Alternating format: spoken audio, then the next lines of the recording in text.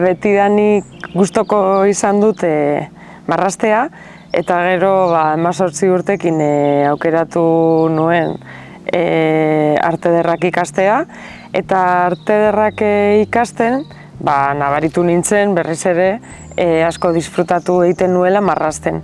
Eta azkenean oso era natural batean geratu nintzen marrazkiarekin, eta gero ja ilustrazioarekin. Ilustratzailea izatea ez nuen aukeratu, baina bidea oso naturala izan zen, ze azkenean marrazki horiek koloreztatzen hasi nintzenean, hori ja berez ilustrazioa zen. Nire marrazkia oso komikitik dator, beraz oso marrazki ulergarria da mundu guztiarentzat, eta nik uste dut horregatik sartu nintzela ilustrazioaren munduan.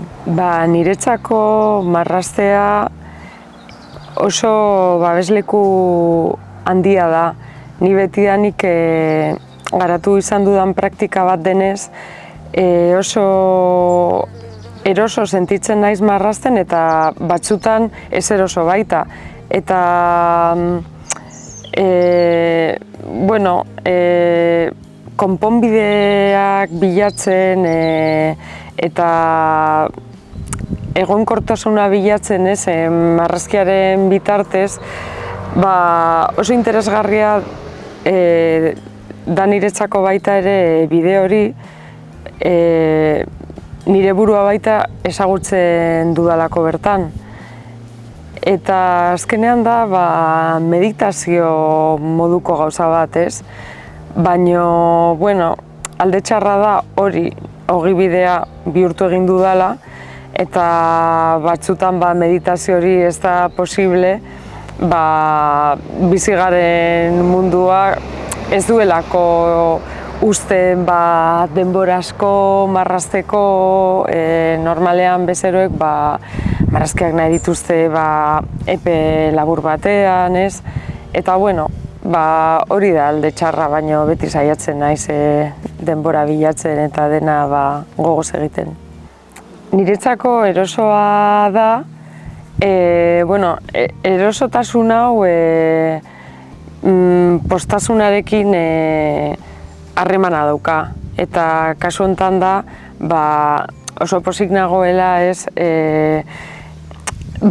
jende ezberdinekin lan egiteko aukera dudalako, eta enkargu oso ezberdina jasotzen ditut, ilustrazioarekin harremanak dituen enkarguak, baina baita ere komiki arloan edo posterrak baita egiten ditut, eta jendeak idazten dian bakoitzean zerbait eskatzeko, hori niretzat da erosoa eta oso pozik sentitzen naiz, baina ezerotasuna da, praktikan nagoenean pentsatzea marrazki hau ez du ezertarako balio, zein itxusia, ze txarra, eta batean horretan zabiltzanean behiratzen duzu berriz eta esaten duzu. Ez da txarra. Eta honek konponbidea bat daukate, hemen aurpegi bat jartzen baldin badut, ez? Eta hori ezerotasuna da, erosotasun bilatzea, pixka bat horrela, eta beti horretan gabiltza, ez? Egiten ditudan lan guztiak marrazketatik abiatzen dira, eta hortik denetarik kartelak, kartel asko, prentsarako ilustrazioak, komikiak, muralak, horiek dira nagusienak. Nik pertsonak marraztu egin behar ditudanean, edo aurpegiak, edo pertsonak azken finean, beti saiatzen naiz aniztasuna marrazten, baina eta hau kontzientea da, baina beti interesatu zaizkialako arrarotasun horiek, ez?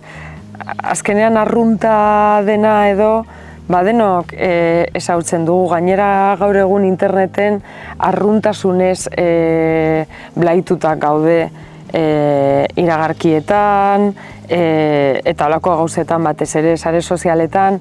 Beraz niri interesatzen zait fantasia pixka bat sartzea, ez, pertsonengan. Nien naiz inori esateko zer egin behar duen ala zer ez, baina nire ahots propioa aprobetxatuz edo, beti niretzako importanteak diren gauzak dira marrazkian. Aniztasuna, arrarotasuna, fantasia, ez? Orain ni fijatzen naiz eta marrazkiak ere eta ilustrazioak denak iturri berdinatik edaten dute, ez? Eta iturri hori normalean izaten da Instagram, konkretuki. Orduan, erreferentea Instagram espaldin bada, hobeto. Bertan aurkitu egingo dugulako hori gauza, adibidez, nengoen atzo, liburuetan arrarotasun hauek bilatzen eta aurkitu nuen liburu bat, deitzen zela Puertas y decoraciones de Navarra. Eta batean bertan, ate superpolitak, ornamentu oso bereziekin, eta hori lagungarria izan zen niretzako atzoko lan bat aurrera eramateko. Eta hori bada balio importante bat, aldarrikatzea pixka bat lasaitasuna eta gure inguruan dauden gauzei begiratzea baita. Inspirazio gauzak beti ez dira batera errazak. Inspirazio kontu handi bat da. Batzutan inspirazio hartzeko lekua daukat eta beste batzutan ez. Baina normalean niretzako oso inspiratu egiten hauen lekua nire herria da, hau hemen Suatzan gaude, eta hau niretzako da inspirazio iturri potentena. Hemen pasa egin dudalako bizitza guztia, eta memoriak ere egiten duen jokua gustatzen zait. Igual, adibidez, nabile orain zuekin hitz egiten, eta igual urte ez dakit orain dela 2 urte edo, hemen justo bertan beste nire amarekin nengoen zozer edaten edo, eta ez dakit baino dena eszenatoki berdinean pasatzen da, gauza asko pasa dira, nire familian bizi diren generazio asko baita hemendik egon dira, eta iruditeri hori oso aberatsa da niretzako, ez dakit zergatik. Normalean, presio asko dagoenean, askotan, ez? Izaten da enkargua potentea delako edo. Eta presioa batzutan oso handia da, gauzak ondo egin nahi ditudalako. Gainera, gero eta hobeto egin nahi ditudalako, eta hori batzutan posiblea da, batzutan ez, baina ni beti saiatzen naiz hobetzen. Zuek zer eskatzen diazuenean ilusio handi sartzen dut hori, edo amurrioko batek, kartel bat eskatzen baldin badit, gauza horiek importanteak dira, ez? Osea, noski atzerriko batek eskatzen baldin badit hori, baita ere ilusio handiz hartzen dut, baina azkenean ez, etxekoekin baita lan egitea niretzako da beti hoberena. Marrazki bizidunak egiten duen produktora erraldoi bat, Adult Swim deitzen dena, eta hauek egiten dute Rick and Morty eta holako marrazki oso potenteak niretzat eta zoruak, eta gustatuko litzaidake noizbaiten beraiekin lan egitea. Hori da nire fantasiarik handiena. Niretzako adimen artifiziala gure esparruan ez da aukera bat. Ez da aukera bat gure kontran doalako. Azken finean guk egunero ari gara monstruari elikatzen, gure marrazkiak interneten daudelako, gure aurpegia bertan dagoelako, gure pentsamenduak baita bertan daudelako. Orduan, zelan frenatu dezakegun hori, ez dakit. Nik uste dut ja ura leporaino daukagula. Eta, bueno, berriz ere gure artean bilatu egin behar dugu babeslekua, ez? Hau da betiko kontua. Ez jo internetera holan azkar baten, joan zaitez zure ez dakite komertzio txiki edo herriko dendetara, guzti hori badakigu, baina orain ere hori guztia komertzio lokala eta hau dena aplikatu egin behar dugu baita esparru kreatiboan, ez?